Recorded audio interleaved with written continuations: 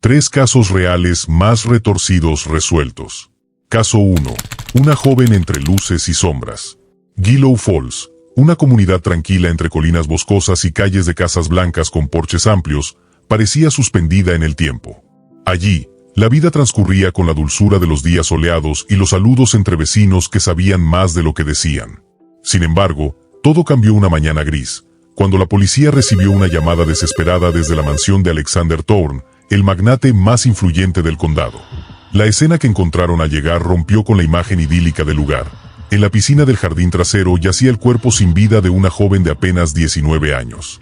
Era Lily Harper, hija menor de una familia respetada, conocida por su alegría contagiosa y por haber iluminado cada rincón de Gillow Falls con su sola presencia. Su cabello cobrizo flotaba en el agua como una corona oxidada. Sus ojos abiertos hacia el cielo nublado parecían pedir explicaciones a un universo que no respondía. Esa mañana, el detective Henry Maddox, curtido en años de servicio y con un sentido agudo para los detalles que escapaban a los ojos comunes, fue el primero en entender que algo no encajaba. No había señales de forcejeo visibles, ni testigos de la caída. Y sin embargo, la escena no sugería un simple accidente.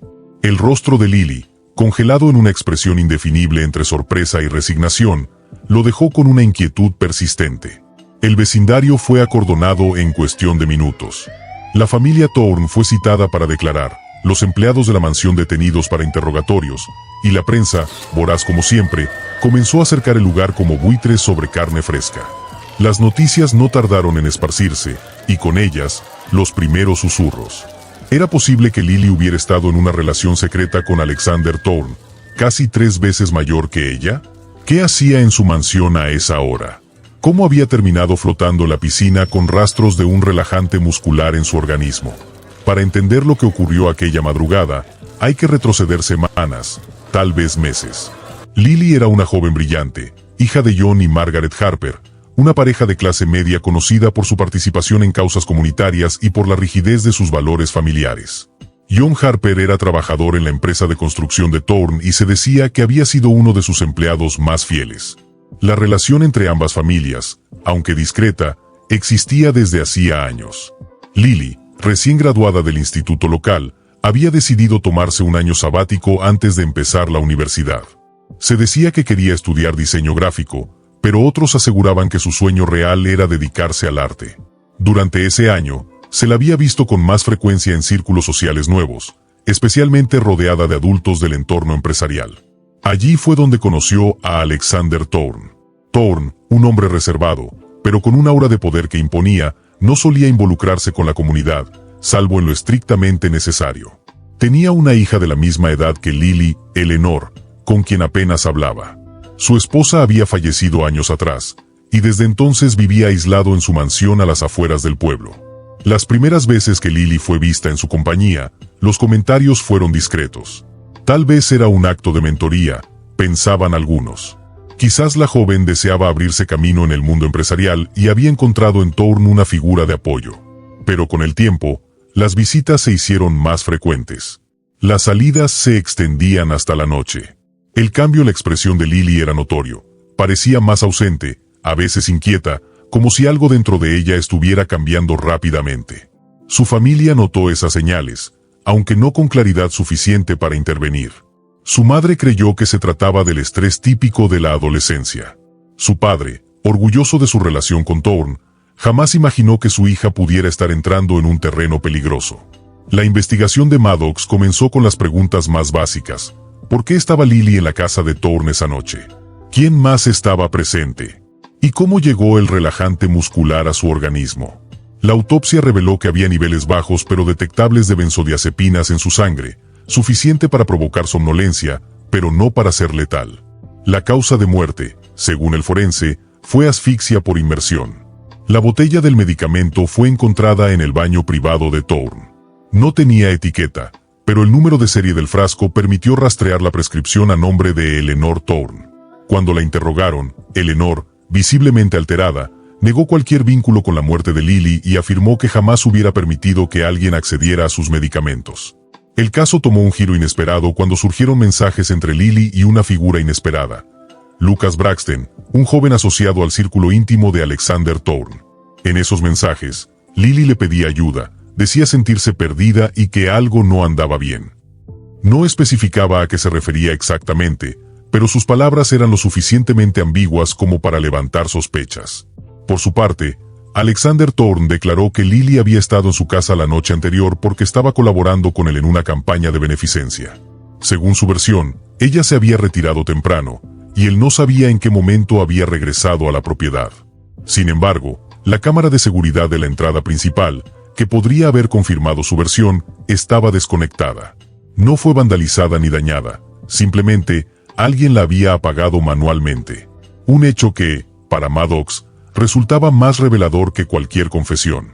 En la pequeña sala de interrogatorios, mientras Thorne repetía una y otra vez su inocencia con frialdad de acero, Maddox sabía que el caso iba mucho más allá de lo que parecía. Las piezas estaban ahí, pero el rompecabezas aún no tomaba forma. Al final de aquel primer día de investigación, el detective permaneció solo en su despacho, observando una foto de la escena. En ella, el cuerpo de Lily parecía flotar en un sueño roto, como si la tragedia no perteneciera a este mundo. Pero la pregunta que lo atormentaba no era cómo murió, sino por qué.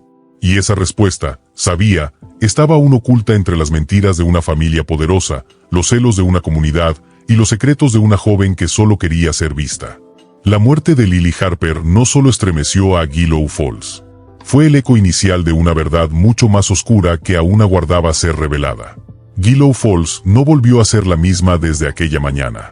El cadáver de Lily Harper no solo flotó en la piscina de Alexander Thorne, flotó también sobre cada mesa de desayuno, cada conversación susurrada, cada suspiro de incredulidad. La joven promesa del pueblo, con toda una vida por delante, había muerto de forma inesperada en la casa del hombre más influyente de la región.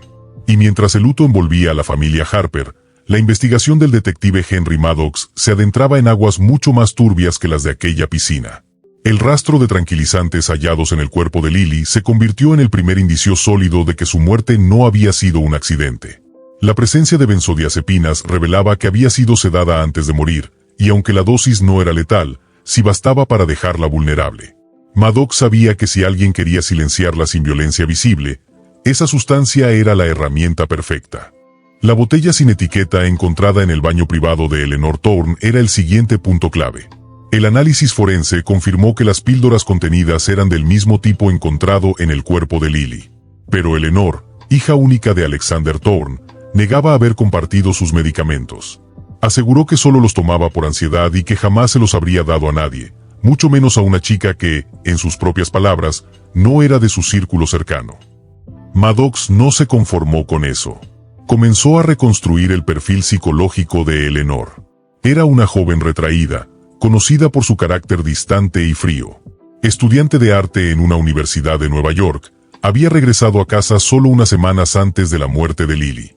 Algunos aseguraban que su relación con su padre era tensa, cargada de silencios y gestos contenidos.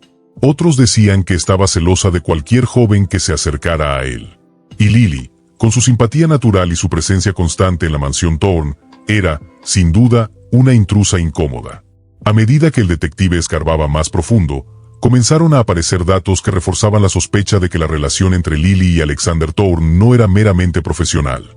Empleados de la casa, entrevistados por separado, mencionaron que Lily pasaba largas horas en la oficina privada del magnate, que a menudo se retiraban juntos y que, en más de una ocasión, fueron vistos cenando a solas. Una de las mucamas, cuyo nombre se mantuvo en reserva por protección, aseguró haberlos escuchado discutir la semana anterior a la tragedia. No pudo distinguir con claridad lo que decían, pero mencionó que la voz de Lily estaba alterada y que el tono de Thorne era seco, autoritario. Maddox obtuvo una orden judicial para revisar los dispositivos electrónicos de la víctima. En su teléfono encontró mensajes recientes eliminados, recuperados por el equipo de cibercrimen. En ellos, Lily escribía a una amiga cercana: "A veces me pregunto si vale la pena seguir en esto. Siento que me estoy ahogando aunque esté en tierra firme". En otro mensaje decía: "Anoche pasó algo, pero no puedo contarlo. Me juré que iba a guardar el secreto, pero no sé si puedo más". Las palabras eran inquietantes, suficientes para que Maddox comenzara a contemplar la posibilidad de que Lily hubiera estado siendo manipulada, o peor aún, chantajeada. ¿Y si había descubierto algo dentro de esa casa que no debía saber? El detective volvió a interrogar a Alexander Thorne, esta vez con los resultados forenses en la mano. El magnate, impecable como siempre, no se inmutó al escuchar que Lily había sido sedada. Dijo que no tenía idea de cómo esa sustancia había llegado a su organismo y que no tenía control sobre los medicamentos de su hija. Pero sus respuestas eran frías, calculadas, como las de un hombre acostumbrado a salir ileso de cualquier acusación. Maddox lo observaba en silencio, tomando nota no tanto de lo que decía, sino de lo que evitaba decir. Mientras tanto, una nueva pista apareció desde un ángulo inesperado: Samantha Harper, la hermana mayor de Lily. Al principio había estado ausente del caso, sumida en el dolor y alejada de los medios. Pero un día, pidió hablar con el detective. Se presentó en la estación con una mirada firme, aunque enrojecida por las lágrimas. Llevaba un cuaderno en la mano. Samantha había comenzado a escribir un diario desde hacía meses, y en sus últimas páginas relataba un cambio brusco en la actitud de su hermana. Hablaba de noches en vela, de discusiones con su padre, de peleas constantes entre Lily y Samantha. En un pasaje, Samantha escribía: «Ya no la reconozco. Es como si estuviera viviendo una doble vida. Me mira con desprecio, como si yo fuera invisible. No sé qué le hizo ese hombre, pero la está consumiendo». El cuaderno también contenía anotaciones vagas sobre llamadas misteriosas, salidas nocturnas y una frase inquietante: «Si esto termina mal, no quiero que piensen que nadie lo vio venir». Maddox sabía que los diarios personales podían ser espejos deformados de la realidad, pero lo que allí estaba escrito coincidía demasiado con el deterioro emocional de Lily. ¿Había habido realmente una relación entre ella y Alexander? ¿Y si no fue él quien administró el sedante, sino alguien más con acceso a la casa? Los interrogatorios continuaron. Maddox convocó a Lucas Braxton, el joven relacionado con la familia Thorne y supuesto confidente de Lily. Lucas era evasivo, nervioso, pero no agresivo. Dijo que Lily lo había contactado días antes de morir, que estaba angustiada, pero nunca le explicó el motivo. Lo más revelador fue una frase que mencionó sin querer: «Ella me dijo que todo se iba a saber, que ya no quería mentirle a su papá». Esa declaración cambió la dirección de la investigación. Si Lily estaba dispuesta a contarle a John Harper algo que implicaba mentiras, y si eso estaba relacionado con la familia Thorne, entonces quizás su muerte no fue un accidente, ni siquiera un crimen de pasiones ocultas. Tal vez fue un intento desesperado por silenciar una verdad peligrosa. Al cierre del segundo capítulo de la investigación, el caso comenzaba a enredarse en una red densa de relaciones rotas, emociones desbordadas y secretos que flotaban a la superficie como cuerpos que no podían seguir ocultos bajo el agua. Pero lo más inquietante aún estaba por llegar. Porque en ese mundo de lujos, escándalos y apariencia, el verdadero culpable aún no había sido desenmascarado. Gillow Falls guardaba sus secretos en el silencio de sus fachadas elegantes y jardines inmaculados. La muerte de Lily Harper había sacudido el corazón de la comunidad, pero aún quedaban máscaras por caer. El detective Henry Maddox, persistente y metódico, sabía que las apariencias podían mentir mejor que las palabras. Había llegado el momento de mirar más allá de las evidencias físicas y profundizar en los rincones emocionales del caso. Durante días, había seguido un rastro de indicios: el sedante en el cuerpo de Lily, el frasco de Eleanor, las contradicciones en los testimonios de Alexander Thorne y Lucas Braxton, los mensajes inquietantes recuperados del celular de la víctima y el diario confesional de su hermana. Pero ahora, lo más importante no era quién había tenido acceso a los fármacos o quién había sido visto con ella la última vez. Lo verdaderamente revelador era quién había tenido razones para querer callarla. La familia Harper, devastada por el duelo, comenzó a mostrar fisuras internas. John, el padre de Lily, pasó de la tristeza al desconcierto, al descubrir que su hija había estado pasando tiempo en la mansión Thorne sin su conocimiento. Margaret, su esposa, mantenía un silencio defensivo que escondía más angustia que ignorancia. Pero fue Samantha Harper, la hermana mayor, quien se convirtió en el centro inesperado de la atención de Maddox. En una segunda entrevista, Samantha se mostró distante, casi gélida. Contrario a lo que se esperaba de alguien que había perdido a una hermana en circunstancias trágicas, su tono era seco, casi técnico. Maddox no lo pasó por alto. Le preguntó por su relación con Lily. Ella respondió que era normal. Que discutían, como todas las hermanas. Que últimamente estaban distanciadas porque Lily se estaba creyendo algo que no era. A medida que hablaba, sus palabras dejaban escapar resentimiento más que pena. ¿Te molestaba su cercanía con Alexander Thorne?, preguntó Maddox. No era solo eso, respondió Samantha tras una breve pausa. Era todo. Cambió. Se volvió egoísta, narcisista. Empezó a actuar como si nadie más importara. Como si el mundo girara a su alrededor. Esa respuesta marcó un punto de inflexión. Maddox entendió que allí había algo más profundo. Una mezcla venenosa de celos, frustración e invisibilidad emocional. Samantha, la hermana mayor, había sido siempre la responsable, la silenciosa, la que estaba a la sombra. Y ahora, la atención de la familia, de los vecinos, incluso del hombre más poderoso del pueblo, giraba en torno a Lily. El siguiente paso fue obtener las huellas dactilares del frasco hallado en la mansión Thorne. Cuando los resultados llegaron, confirmaron lo que Maddox ya sospechaba: no eran de Eleanor. Eran de Samantha. ¿Cómo era posible? La única forma de que sus huellas estuvieran allí era que hubiese tenido acceso a la mansión Thorne. Pero Samantha no era parte del círculo habitual de Alexander, ni trabajaba allí, ni visitaba a Eleanor. Sin embargo, las cámaras exteriores, a pesar de haber sido desconectadas durante la noche del crimen, mostraban imágenes previas de días anteriores. En una de ellas, tomada 2 noches antes de la muerte de Lily, se veía a Samantha entrando por una puerta lateral, acompañada por Lucas Braxton. Cuando Lucas fue interrogado nuevamente, rompió en lágrimas. Su versión cambió. Dijo que había llevado a Samantha a la mansión porque ella le insistió. Que no sabía por qué lo hacía, pero parecía desesperada. Que hablaba de ajustar cuentas, de ponerle un alto a una situación que, según ella, estaba fuera de control. La pieza final encajó con una confesión inesperada. Ante la presión, y sintiéndose acorralada, Samantha Harper confesó. Dijo que todo comenzó como un intento de proteger a su familia. Que había descubierto que Lily mantenía una relación con Alexander Thorne y que estaba a punto de hacerlo público. Que esa revelación arruinaría la reputación de los Harper, destruiría el empleo de su padre, y convertiría a su madre en el blanco de las habladurías del pueblo. Dijo que le rogó a su hermana que se alejara de él, que dejara las cosas como estaban. Pero Lily no quiso. Según Samantha, incluso amenazó con contar toda la verdad esa misma semana. En un ataque de desesperación, Samantha entró a la mansión aprovechando su vínculo con Lucas. Buscó algo que pudiera usar para asustarla, hacerla entrar en razón. Encontró el frasco en el baño de Eleanor, y luego, en la noche del crimen, cuando Lily ya estaba en la casa, volvió a ingresar sin que nadie lo notara. Agregó las benzodiazepinas a la bebida de su hermana mientras ésta estaba distraída en el jardín. Luego se marchó sin más, convencida de que Lily solo caería dormida y recapacitaría. Pero la sedación, sumada al entorno de la piscina, a la soledad y a un posible mareo inducido, resultaron en tragedia. No quise matarla, dijo Samantha en el interrogatorio final, con la voz quebrada. Solo quería que se callara, solo por un tiempo. Su confesión fue tan devastadora como esclarecedora. No se trató de un crimen premeditado, sino de una espiral de emociones desbordadas, una rabia contenida durante años que encontró su punto de quiebre en el peor momento. Samantha fue juzgada por homicidio involuntario y sentenciada a 15 años de prisión.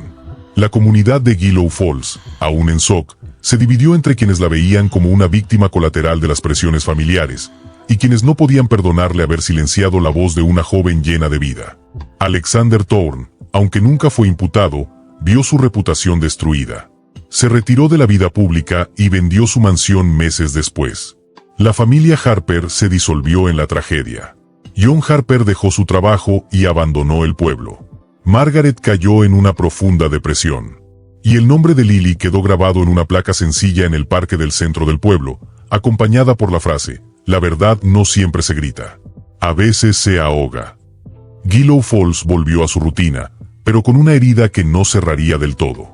Porque en esa comunidad donde todo parecía en orden, una joven murió no por lo que hizo, sino por lo que otros no estaban dispuestos a aceptar. Y en el silencio de sus calles, aún se escucha el eco de una verdad que, como el agua de una piscina al amanecer, permanece fría, profunda y mortal. Caso 2. El árbol del secreto. Selburne, Vermont, es un lugar donde las estaciones cambian con suavidad, donde los veranos huelen a madera vieja y los inviernos se sienten como una canción antigua.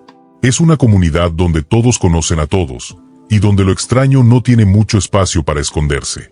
O al menos, eso creían, hasta el 2 de septiembre de 2011, cuando el cuerpo sin vida de Michael Sullivan fue hallado bajo el gran roble del Parque Central. El roble, ese símbolo de permanencia y raíz, guardó durante horas el secreto más oscuro que Selburne había conocido. Al principio, se pensó que Michael había caído por accidente. Pero pronto quedó claro que aquel hombre no había tropezado con una raíz ni perdido el equilibrio en la maleza. Había sido apuñalado en el pecho con un cuchillo de cocina, y su reloj, su teléfono y su billetera estaban intactos. No fue robo. Fue algo personal. Michael tenía 43 años. Era gerente de un aserradero local, voluntario en la iglesia del pueblo y padre de 2 hijos adolescentes. Para los vecinos, era un hombre ejemplar. Su sonrisa sincera, su forma de escuchar sin juzgar, y su habilidad para tender la mano al que lo necesitaba lo convertían en uno de los pilares del pueblo. Por eso, su asesinato no solo fue una tragedia, fue una traición a la idea misma de comunidad. La investigación fue asignada a la detective Laura Benson, una mujer metódica, nacida y criada en Vermont, y conocida por su aguda intuición. Lo primero que le llamó la atención fue el lugar del crimen. El viejo roble no estaba oculto ni aislado. Era un punto de encuentro. ¿Por qué alguien habría elegido ese lugar tan expuesto? ¿Era un mensaje? El cuerpo fue hallado por un joven que paseaba a su perro a las 6 de la mañana. El rigor mortis indicaba que Michael había muerto entre las 10 y las 12 de la noche anterior. No había señales de forcejeo, ni huellas de lucha. Tampoco parecía haber sido emboscado. Lo más probable era que hubiera acudido voluntariamente a ese lugar. Esa noche, Michael no había regresado a casa. Su esposa, Claire, había llamado a sus amigos cercanos al no poder contactarlo. Dijo que habían discutido por la tarde. Nada grave. Solo un malentendido, según sus palabras. Pero al ser interrogada por Benson, Claire mostró nerviosismo. No supo decir con quién estaba su esposo antes de salir. Tampoco pudo explicar por qué no reportó su desaparición hasta las 5 de la madrugada. Lo que Benson descubrió luego cambiaría el rumbo de la investigación. Michael no había estado solo esa noche. Cámaras de seguridad en un comercio cercano captaron la silueta de una mujer con la que se encontró en la entrada del parque. Aunque la grabación era borrosa, el rostro era reconocible. Rebecca Turner, la exnovia de Michael de la juventud, y desde hacía poco, una presencia discreta pero constante en su vida. Rebecca era bibliotecaria, amable y solitaria. Había regresado a Selburne 3 años antes para cuidar de su madre enferma. Se sabía que había retomado la amistad con Michael, y algunos vecinos afirmaban haberlos visto tomar café juntos. No había señales de escándalo. Pero en un pueblo pequeño, hasta los silencios hablan. La detective Benson citó a Rebecca a declarar. Su actitud fue colaborativa, pero sus respuestas dejaban espacio a la duda. Dijo que había estado con Michael esa noche, que se vieron para hablar de un evento comunitario y que él se marchó cerca de las 10. Aseguró no saber nada de lo ocurrido después. ¿Y de qué hablaron exactamente?, preguntó Benson. De su familia, de cómo estaba manejando todo. Se sentía atrapado. Cansado, respondió Rebecca, bajando la mirada. El informe forense reveló algo más inquietante. Michael tenía restos de piel bajo las uñas, señal de que había arañado a su agresor en un intento de defensa final. Se extrajo ADN de esa muestra, y el análisis arrojó un resultado inesperado. No coincidía con Rebecca, pero sí con alguien muy cercano a él. Ese alguien era su propio hermano, Christopher Sullivan. Cuando Benson fue a buscarlo, Christopher no pareció sorprendido. Dijo que no tenía relación con su hermano desde hacía años. Que Michael siempre había sido el favorito, el ejemplo. Él, en cambio, era el problema. Había pasado por 2 divorcios, deudas, trabajos mal pagados, y vivía en un pequeño apartamento en las afueras. Dijo no haberlo visto en semanas. Pero su historial de mensajes contaba otra historia. Se recuperaron conversaciones recientes entre ambos, algunas de tono cordial, pero otras llenas de tensión. En una de ellas, Christopher escribía, «¿Crees que no me doy cuenta de lo que está pasando con Rebecca?» Y en otra, «No todo lo que fue tuyo te pertenece para siempre». Rebecca, al ser confrontada con estos mensajes, confesó que Christopher había intentado reconectar con ella meses atrás, que había insistido en salir, que incluso se presentó en su casa sin aviso, pero que ella siempre mantuvo distancia. Dijo que no lo había tomado en serio, que nunca imaginó que se sintiera traicionado. Entonces, ¿Por qué mentiría sobre su relación con Michael? ¿Y por qué no alertó antes a la policía de sus encuentros? La respuesta emergía lentamente. Rebecca estaba atrapada entre dos hermanos. Uno que representaba el pasado que quiso olvidar, y otro, el presente que temía perder. Christopher fue interrogado nuevamente. Esta vez, su actitud cambió. Se mostró nervioso, evasivo. Ante la evidencia genética, rompió el silencio. Dijo que había ido al parque esa noche, que quería hablar con Michael, aclarar las cosas. Que discutieron, que él lo empujó, que Michael tropezó. Pero el informe médico desmentía esa versión. No fue una caída. Fue un ataque con fuerza, con intención. Christopher fue arrestado y acusado de homicidio en primer grado. Durante el juicio, se intentó alegar desequilibrio emocional, pero los mensajes, las contradicciones y el ADN sellaron su destino. Fue condenado a cadena perpetua sin posibilidad de libertad condicional. El pueblo de Selburne nunca volvió a mirar el Gran Roble de la misma manera.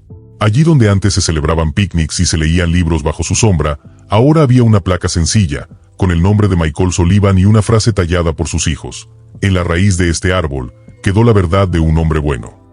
Y para la detective Benson, una verdad más amarga quedó flotando en el aire. A veces, el enemigo no está fuera de la familia, sino sentado junto a uno en la mesa del domingo. El asesinato de Michael Sullivan no solo estremeció al apacible pueblo de Selburne, sino que sacudió los cimientos de su familia y de todas las relaciones que giraban en torno a él. Tras la captura de su hermano Christopher Sullivan, las piezas del crimen comenzaban a encajar. Sin embargo, el camino hacia la verdad no fue directo ni limpio. Porque en Selburne, como en tantos otros lugares donde todos se conocen de vista, las verdaderas heridas no siempre sangran por fuera, sino por dentro. La detective Laura Benson, encargada del caso, comprendió desde el inicio que este crimen tenía raíces más profundas de lo que parecía. Lo que al principio se perfilaba como un acto de celos descontrolados, pronto reveló una compleja historia de envidia, competencia familiar, frustraciones no dichas y una mujer atrapada entre dos hombres que la amaron de maneras muy diferentes. Rebecca Turner se convirtió en el epicentro emocional de todo el caso. Su historia con Michael se remontaba a los días de juventud, cuando ambos eran adolescentes. Habían sido pareja por poco más de un año, y aunque sus caminos tomaron rumbos distintos, Michael se casó con Claire y Rebecca dejó Selburne por más de una década. Al volver al pueblo para cuidar a su madre enferma, los recuerdos no tardaron en resurgir. Según testimonios de allegados, fue Michael quien buscó el reencuentro. Comenzaron a verse esporádicamente. Tomaban café en silencio, compartían lecturas, hablaban del pasado con cierta nostalgia. Rebecca siempre fue clara. No quería destruir su familia ni tener una relación clandestina. Pero Michael, según ella misma confesó, no ocultaba su malestar por su matrimonio con Claire, al que describía como un contrato sin alma. En paralelo, Christopher, hermano menor de Michael, también comenzó a acercarse a Rebecca. A diferencia de su hermano, Christopher era impulsivo, intenso, y cargaba con un historial de relaciones rotas. Su interés por ella no fue sutil. Le llevaba flores, le dejaba notas, la llamaba por las noches. Al principio, Rebecca pensó que era una atención inofensiva, pero pronto comenzó a sentirse incómoda. La detective Benson, en su investigación, descubrió que Christopher había tenido episodios de comportamiento violento en el pasado, aunque nunca criminales. Una exnovia declaró que solía romper cosas cuando se sentía rechazado. Otra dijo que la seguía por la calle cuando ella quería terminar la relación. Todos estos antecedentes quedaron registrados en archivos policiales que nunca llegaron a mayores por falta de denuncias formales. El resentimiento de Christopher hacia su hermano no nació con Rebecca. Era una rivalidad de toda la vida, de esas que crecen en el hogar sin ser vistas. Michael era el hijo ejemplar, el que no cometía errores, el que sus padres siempre citaban como modelo. Christopher era el que decepcionaba, el que tenía que probar constantemente que valía algo. A ojos de la familia, Michael era la cima, Christopher, la sombra. Cuando Rebecca comenzó a reencontrarse con Michael, Christopher sintió que perdía una vez más.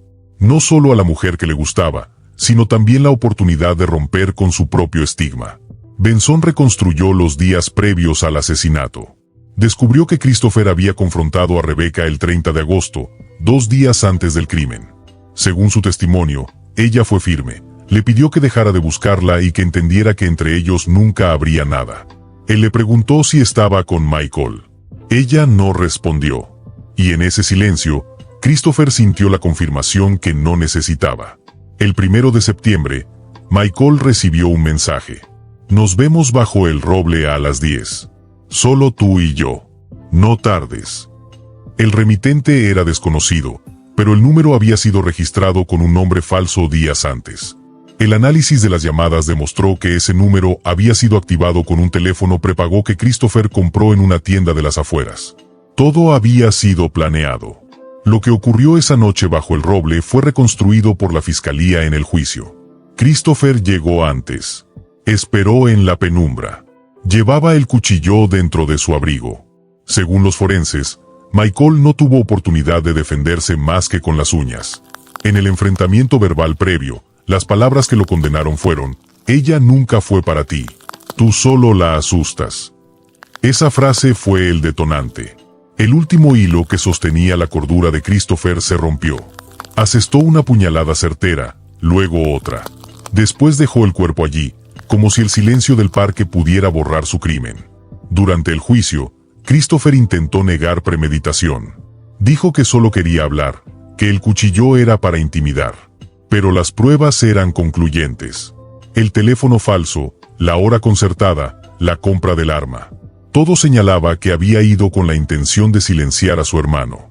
Rebecca, en su declaración, fue directa. No lloró en el estrado. No pidió perdón ni culpó a nadie. Solo dijo: ninguno de los dos me escuchó. Yo no era un trofeo. No era un premio que había que ganar. Y sus palabras resonaron en todo el tribunal.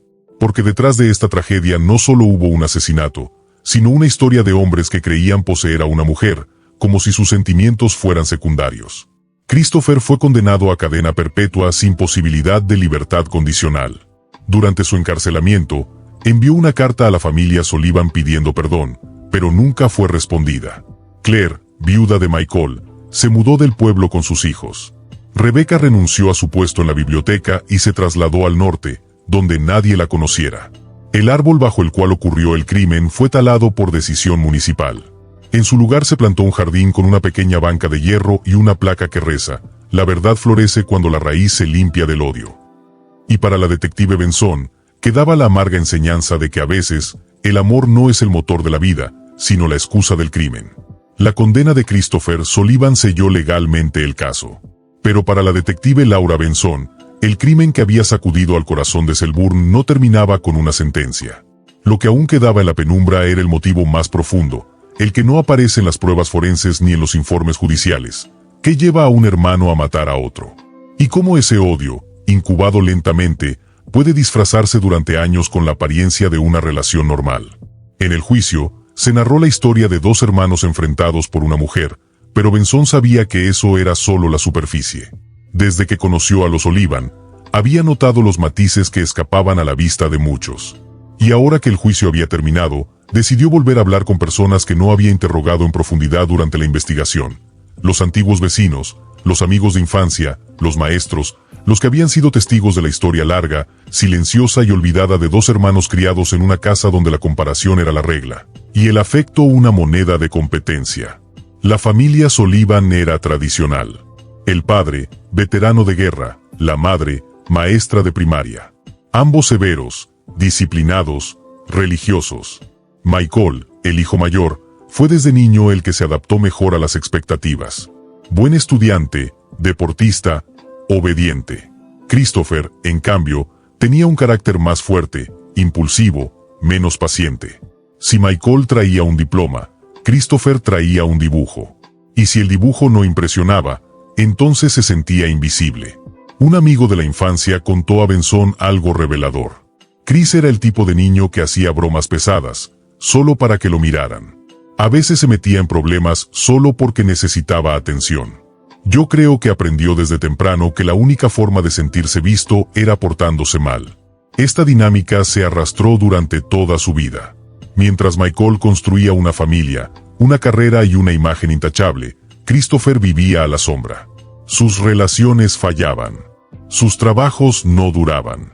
Y cada vez que caía, el ejemplo de su hermano aparecía como un espejo cruel. En todas las reuniones familiares, la conversación volvía siempre a Michael, confesó un primo. Cómo le iba de bien en el trabajo, qué ejemplares eran sus hijos, cómo Claire lo apoyaba, y Chris, ahí sentado, fingiendo que no le importaba. La detective volvió al expediente y releyó los informes médicos y psicológicos del acusado. Christopher había sido diagnosticado años antes con trastorno explosivo intermitente, pero nunca recibió tratamiento. Había tenido episodios de violencia verbal con parejas anteriores y, según registros sellados, fue acusado de conducta amenazante en una disputa de custodia con una expareja. Ninguna de esas señales fue suficiente para que alguien interviniera. En Selburne, los secretos se disimulaban con barbacoa de domingo y saludos en la calle. Y entonces llegó Rebecca. La figura que reactivó viejos sentimientos, heridas no cerradas, y el deseo infantil de ganar por una vez. Para Christopher, Rebecca no era solo una mujer deseada. Era el símbolo de todo lo que su hermano había tenido, y él no. Que ella prefiriera a Michael fue, para él, la confirmación de una condena emocional que cargaba desde niño. Benson volvió a leer la carta que Christopher envió desde la prisión. Yo no fui allá para matarlo. Quería que me escuchara, por una vez. Que entendiera cómo fue crecer siendo la sombra. Él nunca se dio cuenta de lo que hacía. Nunca pensó que sus logros eran como piedras sobre mi espalda. Yo solo quería que me mirara, que viera que también valía algo. Pero en sus ojos, yo nunca estuve. Esa frase fue como una confesión más profunda que la del crimen. La confesión de un dolor crónico, de una identidad moldeada por el desprecio silencioso, por la constante necesidad de aprobación.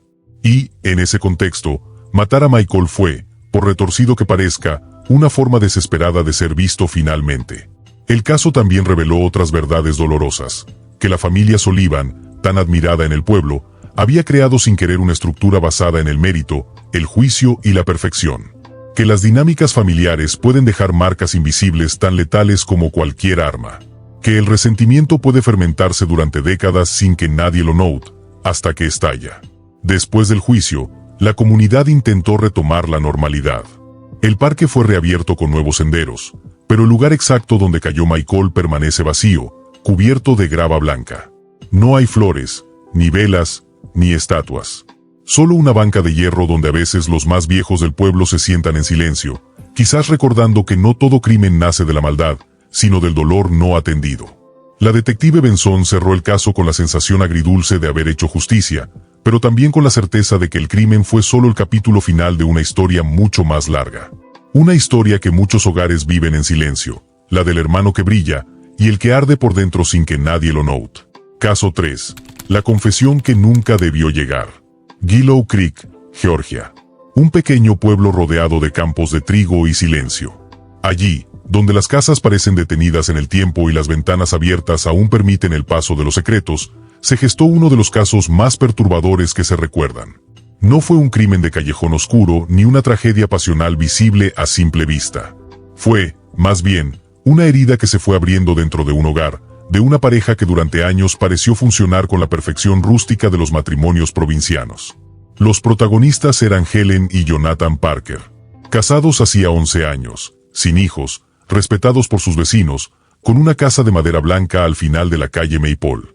Jonathan era mecánico. Helen, maestra de primaria. No había rumores sobre ellos. Ningún escándalo. Ninguna señal evidente de conflicto. Hasta que, una noche de agosto de 2018, Helen apareció en la estación de policía del condado, cubierta de sangre, con las manos temblando y la mirada fija, como si acabara de despertar de una pesadilla que aún no comprendía. Lo maté. A Jonathan. Está en casa. No fue porque quisiera, fueron sus únicas palabras antes de desmayarse. La policía se dirigió de inmediato a la residencia. Allí, sobre el suelo de la cocina, estaba el cuerpo de Jonathan Parker, tendido boca arriba, con 3 heridas de cuchillo en el pecho. La escena no mostraba señales de forcejeo violento. Todo estaba en orden. La mesa aún tenía platos servidos, una copa de vino a medio terminar y el aire denso de un hogar donde hacía poco alguien había reído. El caso parecía simple en su superficie. Una mujer asesina a su esposo y se entrega. Pero bastaron las primeras declaraciones de Helen para que los agentes comprendieran que nada en esta historia era ordinario. Lo que Helen contó en su primera entrevista era tan perturbador como trágico. No era por celos. No fue por enojo. Fue porque él era mi hermano. Y no lo sabíamos. No hasta ayer. El silencio en la sala de interrogatorios se hizo espeso. El detective principal, Robert Levinston, pidió que repitiera lo dicho. Helen lo hizo, esta vez con más detalle, pero sin más calma. Dijo que esa semana había recibido por correo los resultados de una prueba genética que se había hecho por curiosidad, parte de un programa de rastreo de orígenes familiares. Su madre había muerto meses antes y Helen deseaba conocer más sobre su árbol genealógico. Lo que encontró en ese informe fue devastador, una coincidencia genética del 50% con Jonathan, su esposo. Pensó que había un error. Contactó a la compañía. Volvió a revisar los documentos de adopción que había recibido a los 5 años, cuando sus padres murieron en un accidente de tráfico. La información coincidía. Tanto Helen como Jonathan habían sido adoptados en condados distintos, con apellidos nuevos, y ninguno de los dos sabía su verdadero origen. Cuando Helen enfrentó a Jonathan con la verdad, él no la negó. Había recibido la misma notificación días antes, pero había decidido ocultarlo. Dijo que era absurdo, que el pasado no debía destruir el presente, que no debían decir nada, que su amor, su historia, era más importante que un pedazo de papel. Pero para Helen, esa noche, todo se quebró. No podía respirar. Sentí que algo dentro de mí se rompía. No era solo asco, era horror. La vida que teníamos ya no era nuestra. Era una farsa. Me miró y me dijo que me amaba igual, que no le importaba. Me abrazó. Y yo solo pensé en escapar. Y cuando lo solté, ya tenía el cuchillo en la mano. La policía confirmó la veracidad del informe genético y el testimonio de Helen. Ambos Parker eran hermanos biológicos, separados de niños tras ser dados en adopción a familias distintas. No se reconocieron cuando se conocieron de adultos, por obvias razones. No sabían sus nombres de nacimiento. Ninguno tenía memoria de los primeros años. Se conocieron en una feria del condado, comenzaron a salir, se casaron 2 años después. Nadie, ni ellos mismos, supo jamás el vínculo que compartían, hasta que fue demasiado tarde. La noticia sacudió a Willow Creek como un terremoto. Lo que comenzó como un aparente crimen pasional se convirtió en uno de los casos más mediáticos y perturbadores del estado. La historia de Helen y Jonathan apareció en noticieros nacionales, en programas de análisis psicológico e incluso en foros de discusión ética. ¿Fue un crimen? ¿Fue un acto desesperado? ¿Fue la culminación de una tragedia inevitable? La defensa de Helen se basó en el trauma emocional. Los informes psiquiátricos confirmaron que había sufrido un colapso disociativo al descubrir la verdad. Los fiscales, por su parte, alegaron que, aunque el hecho era trágico, la víctima no representaba una amenaza y que el asesinato no fue un accidente ni ocurrió en medio de una pelea. Los vecinos, al principio incrédulos, se dividieron entre el asombro, el horror y la compasión. Algunos hablaban de Helen como una víctima del destino. Otros no podían perdonarle haber tomado justicia con sus propias manos. Pero nadie, absolutamente nadie, pudo entender cómo un error del sistema de adopciones había desembocado en semejante tragedia. Durante el juicio, Helen no intentó justificar su acto. No lloró. No suplicó. Solo pidió perdón a la familia de Jonathan, con quienes había convivido durante años, como nuera, como esposa, como hermana sin saberlo. Si pudiera volver atrás, me habría ido, dijo en su última declaración ante la corte. Me habría marchado en silencio, sin decir nada. Pero esa noche, no fui yo. Fui algo roto, algo que se derrumbó en segundos. Y ya no pude reconstruirme. Fue condenada por homicidio en 2º grado y sentenciada a 12 años de prisión, con posibilidad de libertad condicional a los 8. Cumple su condena en un centro correccional del norte del estado, donde participa en talleres de apoyo a mujeres con traumas familiares. El caso quedó registrado como uno de los episodios más desconcertantes en la historia criminal del país. No por la brutalidad del acto, sino por la complejidad de sus causas y la imposibilidad moral de definir claramente a la víctima y al victimario. En Willow Creek, la casa de los Parker permanece cerrada. La maleza crece en el jardín. Nadie ha querido comprarla.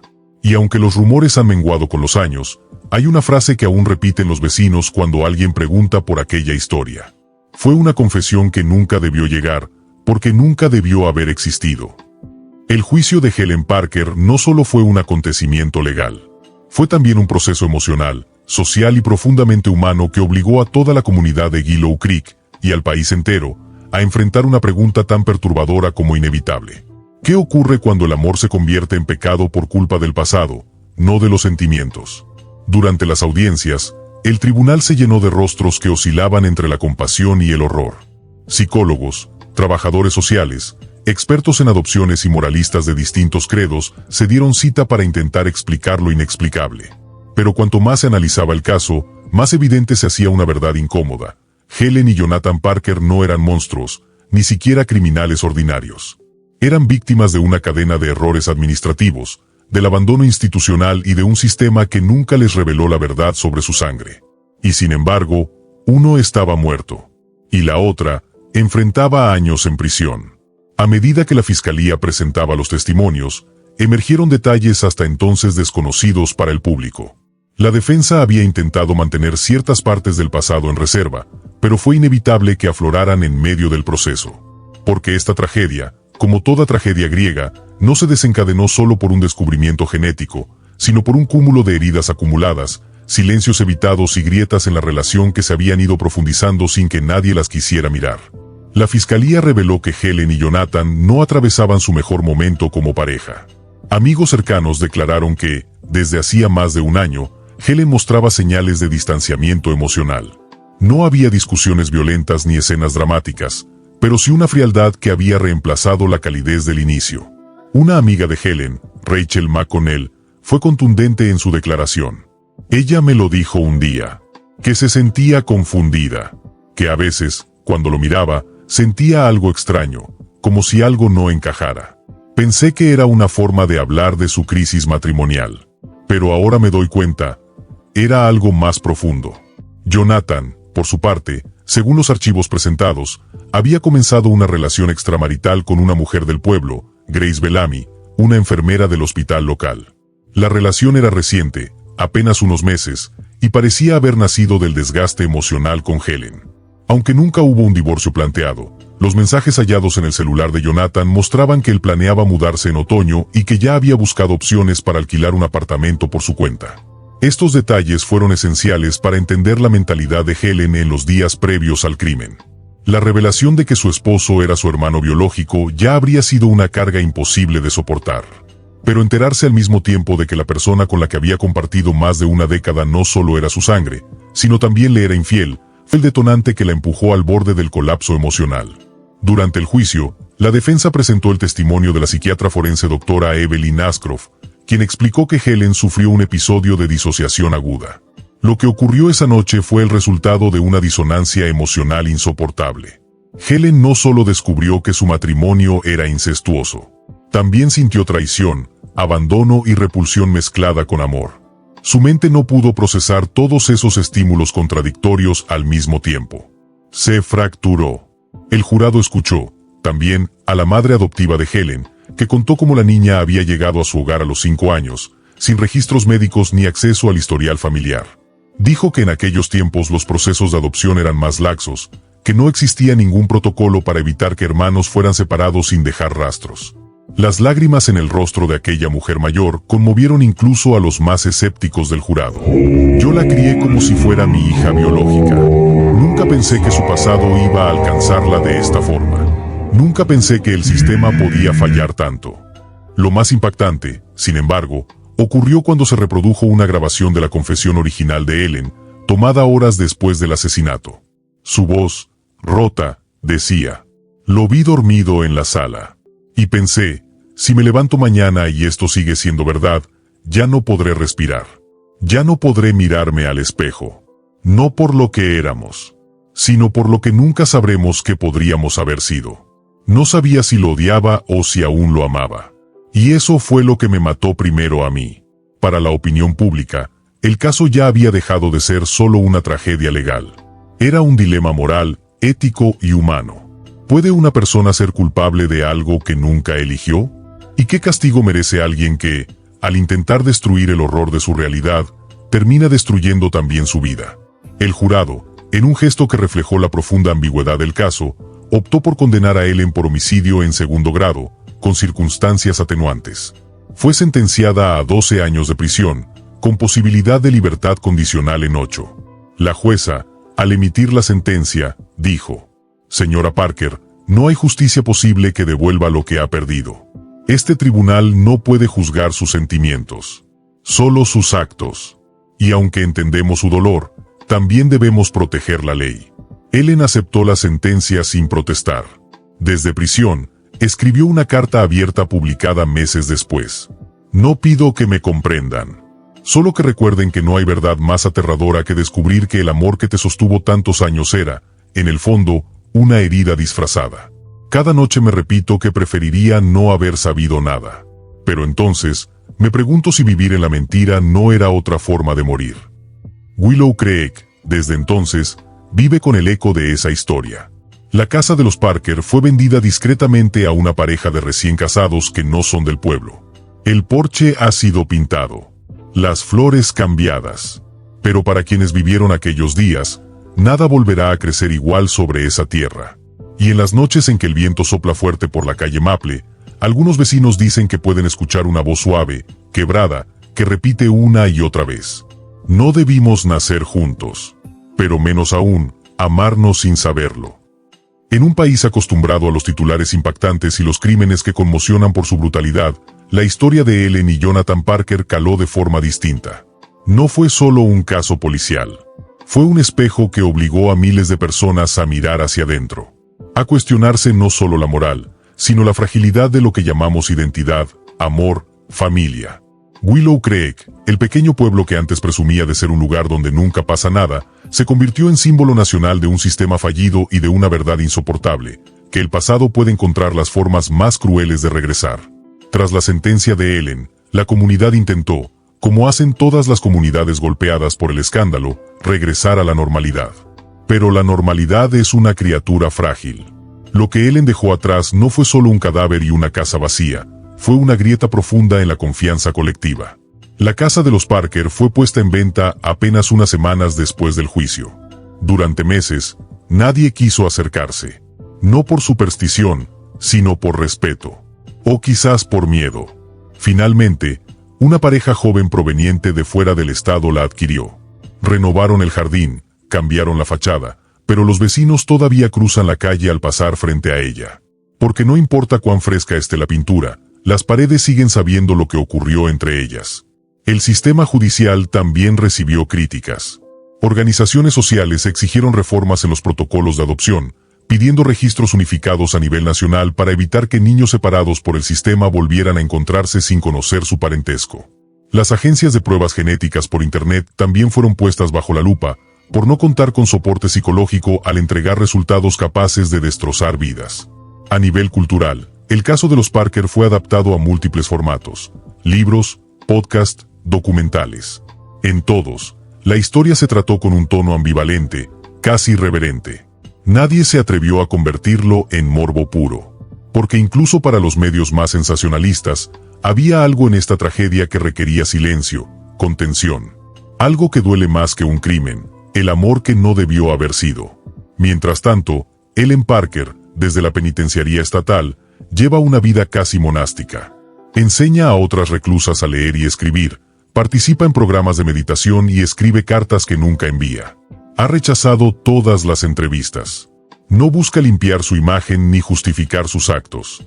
Según el personal del centro, Ellen solo quiere que el mundo la olvide. Y, tal vez, olvidar también a sí misma. En uno de sus talleres de escritura terapéutica, redactó un texto que una consejera compartió anónimamente con la fiscalía. Decía: «Cuando el amor y la sangre se encuentran tarde, no hay salvación posible. Solo quedan dos caminos: fingir que no se sabe o dejar que la verdad lo destruya todo.